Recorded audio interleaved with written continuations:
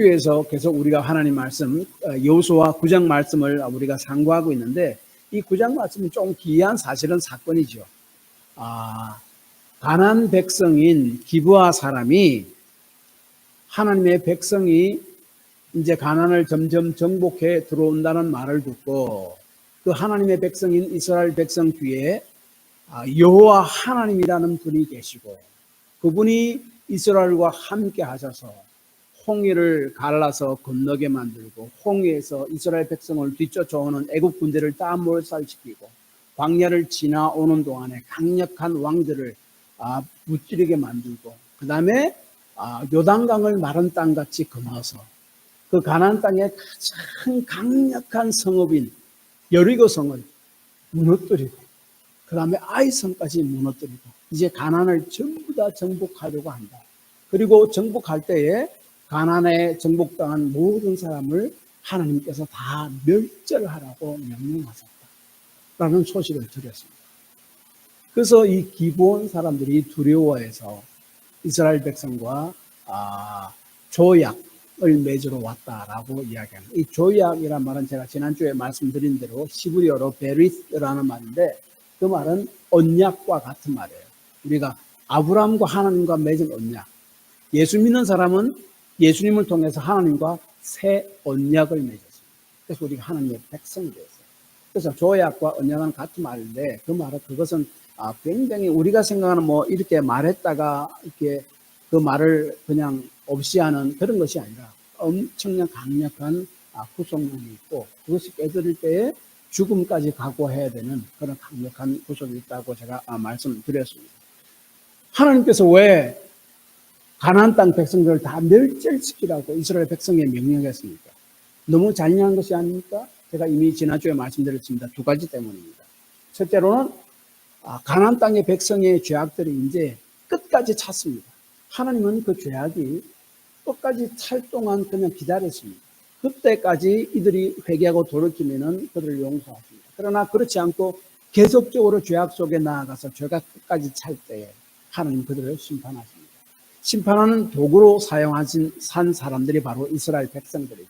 이스라엘 백성을 통해서 그들을 점령하고 그리고 그들을 다 멸절시키므로 그들의 죄악에 대한 하나님의 심판을 행했던 것입니다.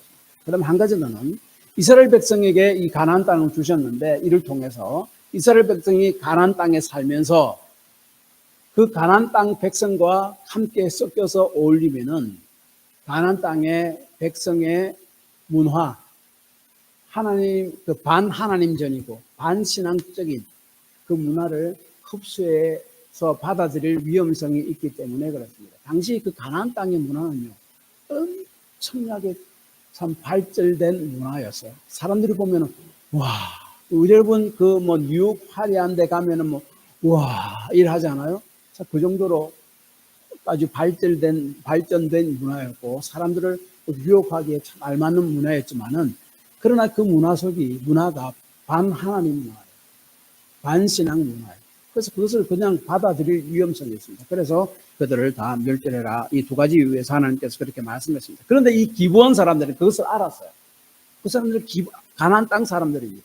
그래서 자기들은 마치 가나안 땅 사람이 아닌 것처럼 가나안 땅보다 훨씬 가나안 땅을 넘어서는 저 멀리에서 온 사람처럼 그렇게 행색을 하고 와서 이스라엘과 속여서 이스라엘과 조약을 맺었다, 언약을 맺었다라고 이야기합니다.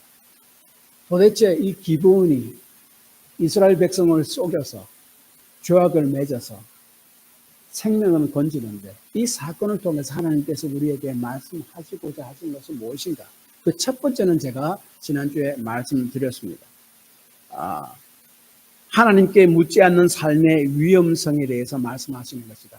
그것이 바로 14절에 강조점이 있다고 제가 말씀을 드렸습니다. 그래서 이스라엘 백성이 하나님께 묻지 않고 그냥 그들과 조약을 맺어버렸죠. 그 다음에 한 가지 더는 두 번째와 세 번째가 있는데 두 번째와 세 번째는 오늘 말씀드리려고 합니다. 이 사건을 통해서 하나님께서 우리에게 말씀하시고자 하는 두 번째는 하나님의 구원은 어떠한 자에게 임하는가에 대해서 우리에게 말씀하시고자 합니다.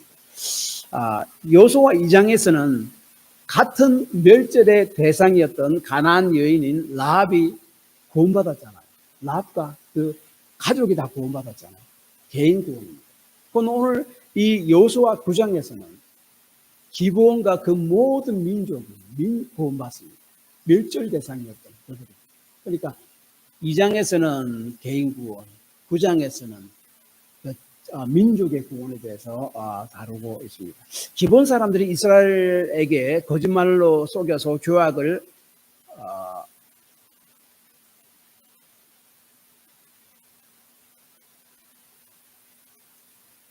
이게 지금 기본 사람들이 이스라엘을 거짓말로 속여서 조약을 맺었는데 기본 사람들이 먼 곳에 살지 않았다고 그랬죠. 우리 이곳으로 치자면은 여기서 저 콩코르드에 있는 에머슨 하스피를 가는 그 정도 거리에 살았는데 자기들은 엄청나게 멀리서 살았고 그렇게 거짓말해서 속여서 조약을 맺었고 그래서 이제 생명을 부지하려고 그렇게 했습니다. 그것이 금방 드러나잖아요. 왜냐하면 이스라엘 백성들이 계속 가나안 땅을 점령해야 되는데 이제 서쪽으로 조금만 가다 보니까 거기에 기브온 백성이 사는 거예요. 그리고 그 주위에 그비라, 부에롯, 기랏 여아림이라는 성읍들이 있는 거예요. 그래서 이 이스라엘 백성들은 기브온 사람들은 가나안 땅 멀리 밖에 사는 사람들이 아니라 멸절의 대상인 가나안 땅 안에 사는 사람이라는 것을 알았습니다.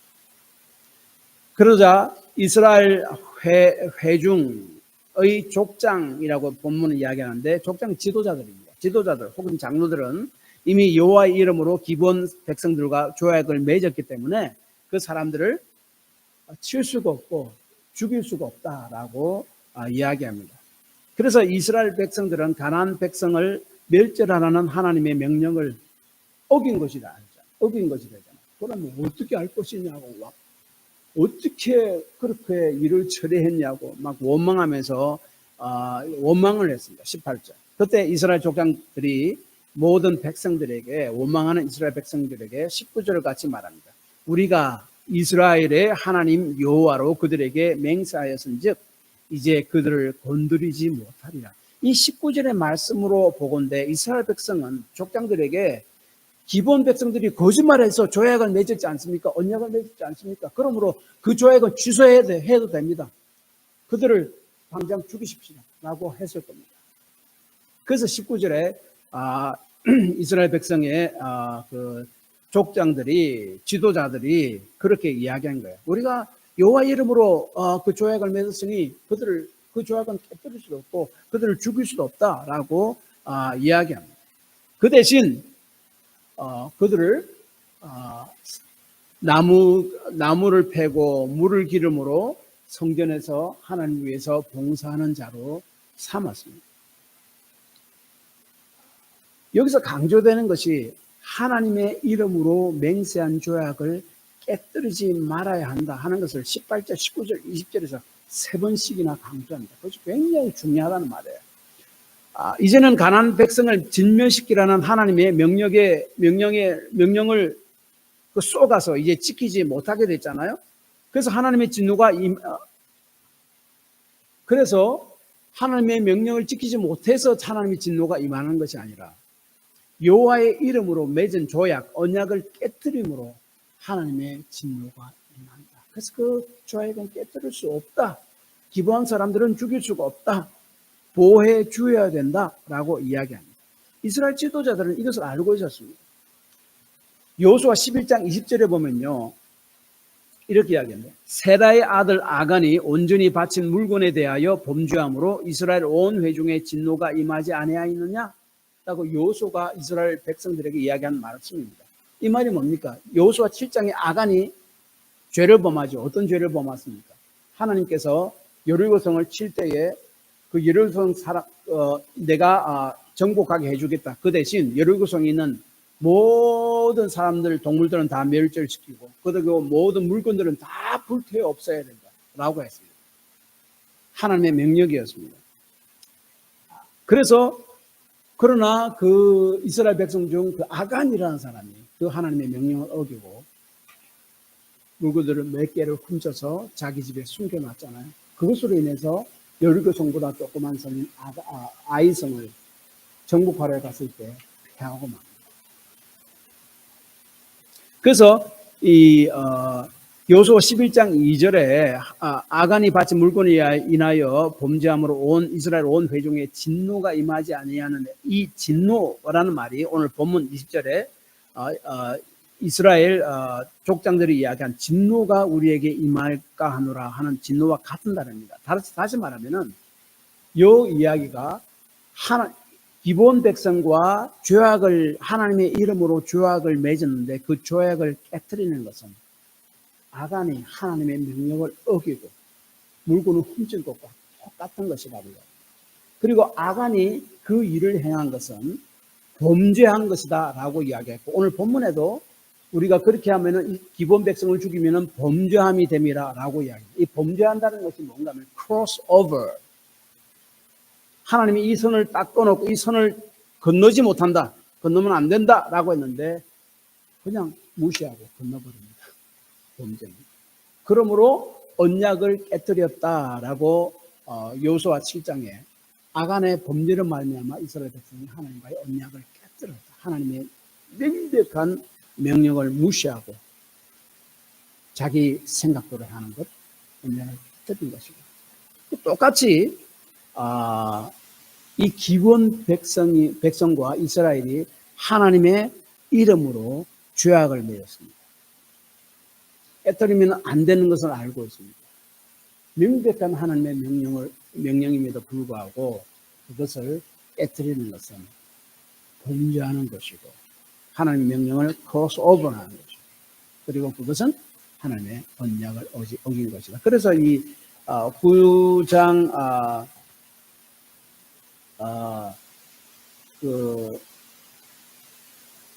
20절에 보면은 우리가 그들에게 맹세한 맹약, 언약들을 맹세하고 언약한 그것을 깨뜨리지 못한다라고 이야기합니다.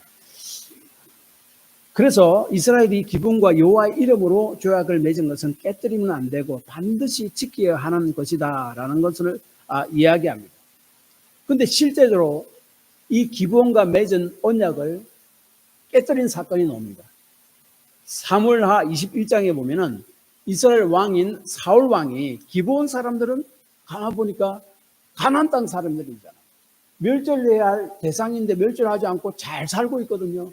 그래서 이 사울 왕이 기브온 백성들을 많이 잡아서 죽이게 됩니다.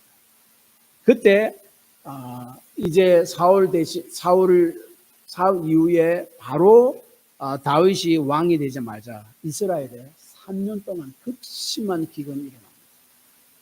다윗이 왜 그런가 물어보니까 사울이 이스라엘 백성과 맺은 언약, 기본과의 언약을 어기고 기본 백성을 죽였기 때문이다 라고 이야기했습니다. 언약이 이렇게 중요합니다.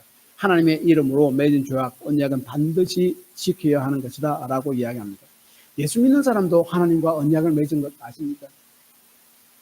하나님 말씀을 듣고 나의 죄를 회개하고 마음으로 예수님을 나의 구원자와 삶의 주인으로 내가 모셔드렸습니다. 그것을 하나님과 사람 앞에서 공적으로 나타내는 것이 또 세례식이에요. 침례식이에요.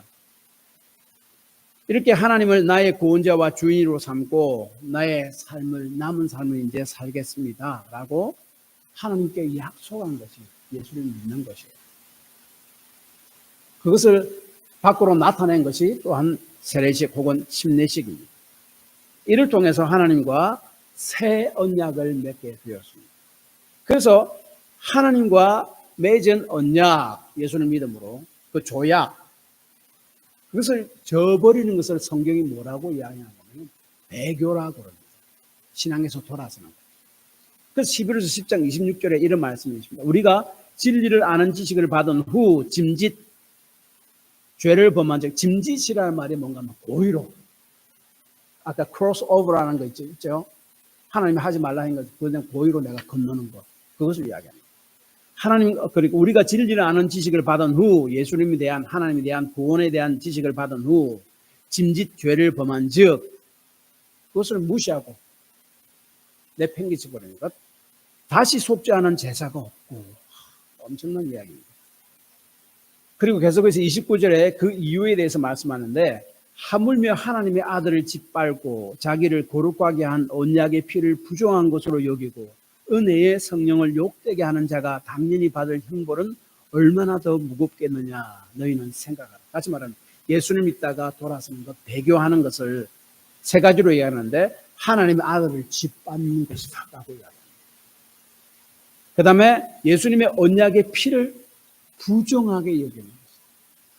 그 고귀한 피를 부정한 피로 이렇게 얘기하는 것이다. 그 다음에 믿는 자에게 주신 은혜의 성령을 욕되게 하는 것이다 라고 이야기합니다. 하나님 앞에서 한 언약이, 약속이 이렇게 중요합니다. 우리 예수를 믿는 사람은 하나님과 언약을 믿고 교회가 믿어서. 그래서 우리 교회의 역사를 보면요, 참 박해자들이 와서 예수 믿는 사람들을 보고 예수님을 부인하라 할 때 부인 안 하고 어떻게 합니까? 순교를 당하잖아요.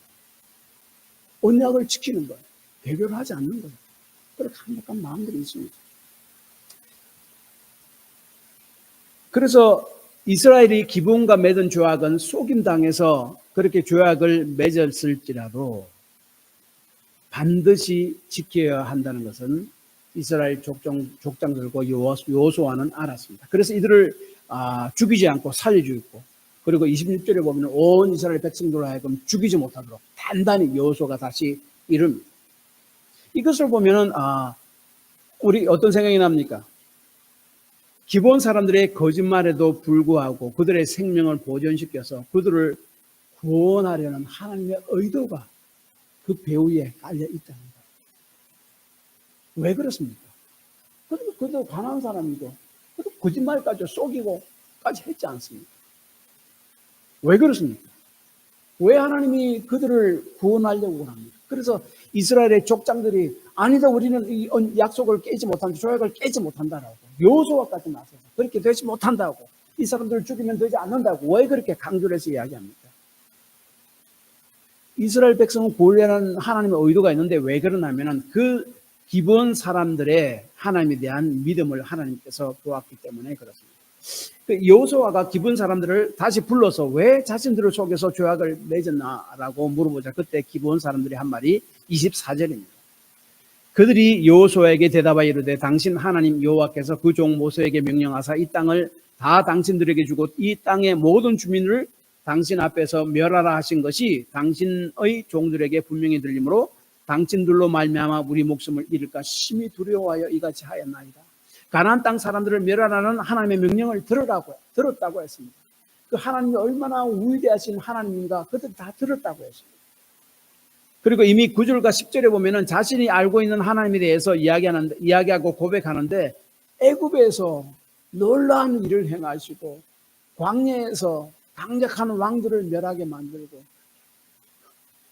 그 이야기를 쭉쭉 해나갑니다. 다시 말하면 하나님에 대해서 들었습니다. 그것을 듣고 그들이 하나님 두려워서 이제 하나님 앞에 나왔다라고 이야기합니다. 오늘날로 이야기하자면 하나님의 말씀을 듣고 하나님께 예수 믿겠다고 하나님께 나온 것 같습니다. 라합도 같잖아요. 하나님에 대한 소식을 이야기를 듣고 하나님 이런 분이구나. 그래서 이 하나님을 믿어야지. 그런 믿음이 있어요. 그래서 자기 나라 왕을 배반하고 하나님께로 온 거예요. 그리고 자기들이 섬기는 가나안 신들을 다 버리고 하나님께로 온 거예요. 이 기본 사람들도 마찬가지입니다. 그렇다면 거짓말을 통해 조약을 맺었음에도 불구하고 왜 하나님께서는 그들을 구원했습니까? 죽이지 말라고 했습니까? 거짓말을 했으니 조약을 이거 무효다라고 하면 될 건데 사실 그렇잖아요. 왜 그렇지 않고 이스라엘 족장들이나 여호수아가 직접 나서서 기본을 구원하려고 그렇게 했습니다. 하나님께서는 그 기본 백성의 믿음을 보았기 때문이라고 이야기합니다. 하나님의 백성이 되는 조건은요, 믿음밖에는 아무것도 없다. 그것을 말씀하기 위함입니다. 그래서 하나님께서는 이스라엘 백성 족장들과 여호수아를 통해서 비록 속임수를 쓴 기본 백성일지라도 이들의 믿음을 보시고 이들을 구원하셨다라고 이야기하는 것이 오늘 본문 말씀입니다. 그러므로 오늘날 우리도 구원받는 것은 오직 믿음으로만 구원받습니다. 에베소 2장 8절 너희는 그 은혜에 의하여 믿음으로 말미암아 구원을 받았으니 다른 것은 없습니다. 다른 조건 없습니다. 예수님이 나를 위해서 무엇을 하셨는가 라고 성경이 증언하는 것을 내가 듣고 믿는 것입니다. 구원을 받았으니 이것은 너에게 난 것이 아니요 하나님의 선물이라. 그렇다면 거짓말을 해도 괜찮다는 말입니까? 아닙니다. 이스라엘이 하나님께 기도해서 기브온 사람의 속임을 알아차고 기브온 사람이 사람들로 하여금 거짓말을 하지 않도록 이스라엘 백성들이 인도했다면은 기브온 백성이 어떻게 되겠습니까? 하나님이 다른 방법으로 기브온 백성을 구원하려고 했을 것입니다. 그렇죠? 즉 구원 없는데 오직 믿음밖에 없다는 사실을 기브온 사람들의 거짓 조약을 통해서 우리에게 말씀하고자 합니다. 그렇지만 거짓말은 괜찮습니까? 도덕적으로 깨끗한 삶을 하나님께서 원하시지 않습니까? 하나님께서 그런 것을 원하지 않습니까? 아닙니다. 진실된 도덕적으로도 깨끗한 삶도 귀한 것이지만 그것들로는 구원 얻는데 아무런 도움이 되지 못한다는 것을 강조하기 위합니다. 말이 어두컴컴합니다. 그런데 갑자기 태양이 쫙 비춥니다. 이 태양이 우리 말을 환하게 비추는데 그 태양에 도움이 좀 되겠다고 동네 사람들이 하나 둘씩 모여들어서 프레시 라이트 하나 가지고 옵니다. 어떤 사람은 조금 더 밝은 프레시 라이트를 가지고 옵니다. 어떤 사람은 아주 큰 프레시 라이트를 가져와서 태양이 비추는 빛에 좀 도움이 되겠다고 막 비춥니다. 도움이 되겠습니까? 하나도 안 됩니다. 우리의 의가 바로 그런 것입니다. 그래서 이사야 64장 6절에 이렇게 이야기합니다. 대저 우리는 다 부정한 자 같아서 우리의 의는 우리가 하나님 앞에 나타내려고 이렇게 하는 것들은 다 더러운 옷 같으며 누가 더러운 옷을 입습니까? 깨끗한 옷을 입죠. 냄새나는 더러운 옷은 누가 입습니까? 안 입잖아요. 쓸데없는 것이란 말입니다. 우리는 다 폐쇄함이 잎사귀 같으므로 우리의 죄악이 바람같이 우리를 몰아가나이다. 그래서 우리의 의로운 행동은 구원 얻는데 아무런 도움이 되지 않는 냄새나는, 그래서 우리가 입지도 않은 더러운 옷과 같은 것이다 라고 이런 이야기했습니다. 한 화가가 거리를 다는 데가 거지를 만들었습니다. 그 화가는 마침 그 거지에 대한 그림을 그리려고 했는데 딱 맞는 모델인 거예요. 그래서 그 거지에게 화가가 자기에게 명함을 주면서 이제 한 일주일 후에 이곳으로 오면은 당신을 내 그림 그리는 모델로 삼겠습니다 라고 이야기했습니다. 그러자 그 거지는 이 횡재다, 내가 모델이 되다니. 그래서 동양 받은 돈, 있는 없는 돈 다 끌어모아가지고 모욕을 하고, 그래도 좀 깨끗한 옷을 입고 머리도 다듬고 수염도 다듬고, 그래서 그 약속한 날짜에 그 화가를 보러 딱 갔습니다. 화가가 뭐라 했겠습니까? 실망한 눈으로 이제 당신은 필요 없으니 돌아가 주세요. 화가가 필요한 것은 거짓 있는 그대로 자기에게 오는 것이었습니다. 이와 같이 우리가 하나님께 나아갈 때 우리의 선함을 자랑하려고 내세우려고 합니다. 그러나 그것들은 우리가 구원받는데 아무런 영향을 받지 못한다.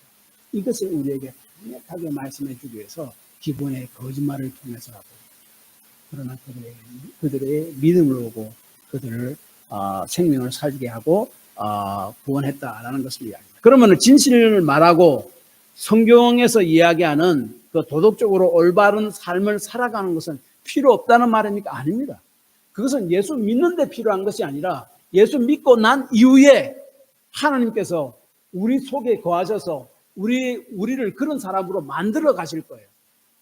예수 믿는 데 필요한 것이 아닙니다. 예수 믿고 난 이후에 하나님께서 그런 삶을 살아가고 우리를 도전하시고 그냥 우리에게만 맡기지 않고 예수 믿는 우리에게 하나님의 성령을 부어주셨어요. 성령이 우리 속에 거합니다.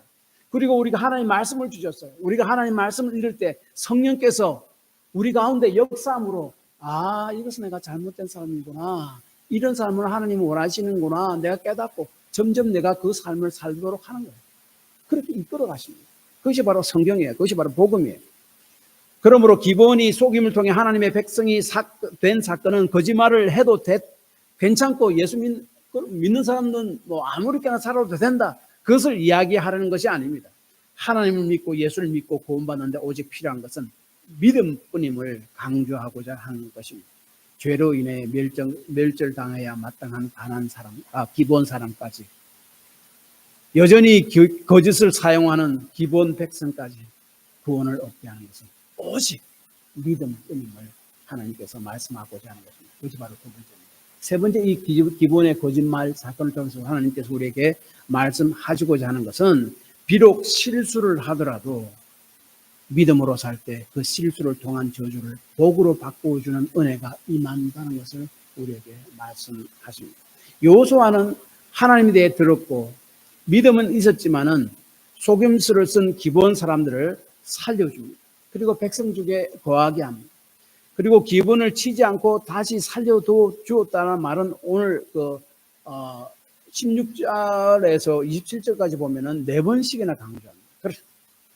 그러나 이것으로 인해서 너희가 저주를 받나니 23절에 여호수아가 기본 백성에게 이야기합니다. 그래서 너희들은 하나님의 집에서 평생 대대로 나무를 패고 물기는 자가 되어야 할지라.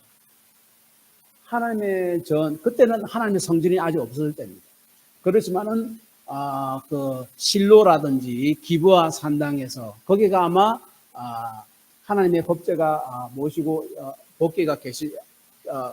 법궤가 있었을 겁니다. 그곳에서 하나님께 희생 제사를 드렸습니다.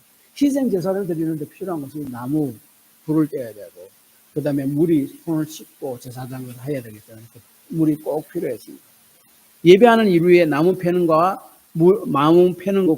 물을 기르는 것이 꼭 필요한데 그런 사람으로 삼았다라고 이야기합니다. 그래서 기본 사람들은 25절에 보소서 이제 우리가 당신의 손에 있으니 당신의 의향에 좋고 옳은 대로 우리에게 행하소서라고 이야기합니다. 이 말이 뭔가 하면 우리는 여호수아와 당신이 하나님의 뜻을 받아서 그 뜻대로 처리해 주시기를 바랍니다. 그러면은 우리가 순종해서 그 뜻을 받고 그대로 행하겠습니다 하는 말이에요. 그래서 이 기본 백성은 하나님의 집에 나무 패는 자와 물 기는 자가 됩니다. 그런데 기본이 속임수를 쓰므로 생명을 보존되었지만은 23절에 여호수아가 이로 말미암아 너희들이 저주를 받는다라고 이야기합니다. 이것이 과연 저주일까요? 저주로 계속 남아 있었을까요? 계속 추적해 보면은 그 저주가 사실은 축복으로 바뀌어요. 먼저 여호수아가 기본 백성들에게 왜 너희들이 우리에게 거짓말했는가 물어봤을 때 그들은 자신들의 여호와 하나님 대해서 들었고 이스라엘 가나안 땅 백성들을 다 멸절시키라는 하나님 명령을 우리가 알고 있기 때문에 두려워서 우리가 살려고 구원받으려고 거짓 속여서 조약을 맺었다라고 24절에 이야기합니다. 두려워서. 그런데 9장 1절 2절을 보면은 같은 가나안 땅 기브온 주위에 사던 6 왕들은 그 하나님에 대한 소식을 듣고 두려웠지만은 하나님께로 돌아온 것이 아니라 하나님을 대적하기로 합니다. 이런 일이 있습니다. 여러분 요한계시록 9장 20절 21절에도 마지막 때도 똑같은 일이 일어납니다. 하나님께서 마지막 날에 극심한 재앙을 이 땅에 내립니다.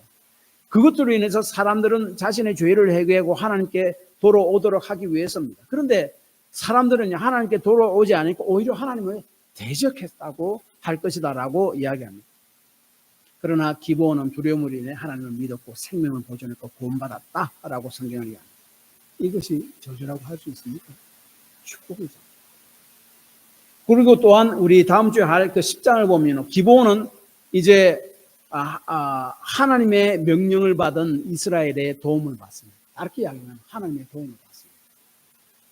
기브온이 하나님의 도움의 대상이 됐다는 거예요. 기브온이 이제 그 가나안 땅 6 왕들의 연합을 배반하고 이스라엘에게 항복하고 그리고 이스라엘과 조약을 맺었다는 소식을 듣고 남방 5 왕들이 연합해서 기브온을 치고자 했습니다.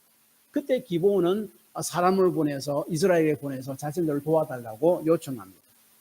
조약을 맺었기 때문에 그들이 적들에게 대해 공격을 받고 있을 때에 당연히 같은 조약을 맺은 대상자는 가서 도와줘야 돼요. 도와주려고 하고 있을 때에 하나님께서 이스라엘에게, 여호수아에게 뭐라고 이야기하는가 하면은 그들에게 싸워서 나가라. 내가 그 싸움에서 이기게 해줄 것이다. 라고 하나님께서 직접 이야기해요. 그래서 이 여호수아와 이스라엘 백성은 하나님의 약속을 믿고 가뿐한 마음으로 또 싸움하러 나갑니다. 다시 말하면 기본은요, 사실 저주를 받노니 했지만 하나님의 도우심을 받는 자로 변하게 됩니다. 그 다음에 한 가지 더. 기본 출신의 그 족속들, 그 출신들이 다윗 왕의 최측근 용사가 되는데 그 용사 이름들이 역대상 12장 4절 이후에 기록되어 있습니다. 또 한 가지 더. 기본 사람들은 나중 이스라엘 백성이 이제 바벨론 포로가 되잖아요. 죄로 인해서. 그런데 하나님이 다시 이제 그 포로를 이제 풀어줍니다. 그래서 다시 고국으로 귀환할 때에 성전 봉사를 위해서 이스라엘 백성과 함께 같이 돌아오는 이스라엘 백성과 함께 바벨론에서 거의 40년 동안 이루는 터전을 다 버리고 믿음으로 예루살렘으로 다시 돌아옵니다. 그런 믿음의 사람입니다. 그것이 바로 에스라 8장 18절에서 20절에 있습니다. 그 다음에 느헤미야 3장 7절에 보면은 예루살렘 성벽이 이제 아주까지 건축을 못했습니다. 예루살렘 성전은 건축했는데 그 주위를 둘러싸는 성벽을 아주까지 건축을 못했을 때에 또한 그 성벽을 건축하는데 큰 역할을 하는 사람들이 바로 기본 사람들이었습니다. 느헤미야 3장 7절. 이런 사람이 하나님의 저주 안에 있다라고 우리가 말할 수 있겠습니까? 그럴 수는 없습니다. 무엇보다도 23절에 여호수아가 기브온 백성에게 너희들이 속였기 때문에 너희가 저주를 받나니 너희가 대를 이어 종이 되어 하나님의 집을 위하여 나무를 패며 물 기는 자가 되리라 라고 말했는데 여기서 종이 되어, 종이라는 말은 히브리어로 에베드라는 말입니다. 이 히브리어 에베드라는 말은 종이라는 말도 있지만 예배자라는 말도 있습니다. 그런 뜻도 있습니다. 그리고 27절은 이렇게 이야기합니다. 이렇게 본문이 마칩니다. 그날에 여호수아가 그들을 여호와께서 택하신 곳에서 회중을 위하여 여호와의 제단을 위하여 나무를 패며 물기는 자로 삼았더니 오늘까지 이르니라. 이를 통해서 기본은 하나님의 백성에게 포함되어 있고 하나님과 함께 예배하는 자가 되었으며 간접적으로 우리에게 이야기하고 있습니다. 시편 84편 10절은 이렇게 이야기합니다. 주의 궁전에서 한 날이 다른 곳에서의 첫날보다 나은즉 악인의 장막에 사는 것보다 내 하나님 성전 문지기로 있는 것이 좋사오니. 그러므로 여호수아가 비록 기브온 사람들에게 너희가 속임으로 말미암아 저주를 받아 성전의 종이 된다고 말했지만 성전에서 하나님 위해서 봉사하는 것이 사실은 장래를 보아서 저주가 아니고 오히려 축복이었습니다. 하나님이 임재하시는 성전에서 레위인들과 같이 하나님께 봉사하는 그때 이스라엘 백성이 함께 모여서 하나님께 예배할 때 함께 하나님을 예배하는 그런 예배자가 된 거예요. 결론적으로는 이것입니다. 기본 사람들은요, 하나님에 대한 말씀을 듣고 믿음이 생겼습니다. 하나님께로 가서 목숨을 보존하고 하나님의 백성으로 살아갈 수 있는 유일한 방법이 하나님의 백성인 이스라엘 백성을 속이는 길밖에 없다고 그들은 그때 생각했습니다. 그래서 이스라엘 속에서 죄악을 맺고 그들의 목숨을 보존했습니다. 그리고 결국 구원 얻게 되죠. 그러나 이 거짓으로 인해서 저주를 받아 자손 대대로 성전이 종이 되는 저주를 받았다라고 이야기합니다. 그러나 그 믿음으로 인해 그 저주가 오히려 하나님의 백성이고 하나님의 보함 가운데 있었습니다. 하나님을 섬기고 하나님의 예배하는 자가 되는 축복이 되었음을 오늘 본문은 우리에게 이야기하고 있습니다. 이사야 61편 3절에 이렇게 이야기합니다. 무릇 시온에서 슬퍼하는 자에게 화관을 주며 꽃관입니다. 죄를 대신 죄는 슬플 때 막 죄를 머리 쓰겠습니다. 그 죄를 대신하여 기쁨의 기름으로 그 슬픔을 대신하여 찬송의 옷으로 그 근심을 대신하고 그들이 의의 나무 곧 여호와께 심으신 그 영광을 나타낼 자라 일컬음을 받게 하려 하십니다. 우리가 때때로 죄를 짓고 넘어지지만은 그래서 우리가 실수도 합니다. 그래서 그 실수와 우리 죄의 결과를 우리가 삶을 살면서 좀 먹기도 합니다. 그럼에도 불구하고 우리가 믿음으로 살 때 하나님 여호와께서는 우리의 제 슬픔을 대신해서 기쁨을 주며 근심을 대신해서 찬송의 옷을 입히시는 분임을 잊지 말아야 할 것입니다. 믿음은 실수를 넘어서 하나님의 은혜에 이르게 한다 하는 것을 우리는 기억하고 있는 삶을 살아가야 할 것입니다.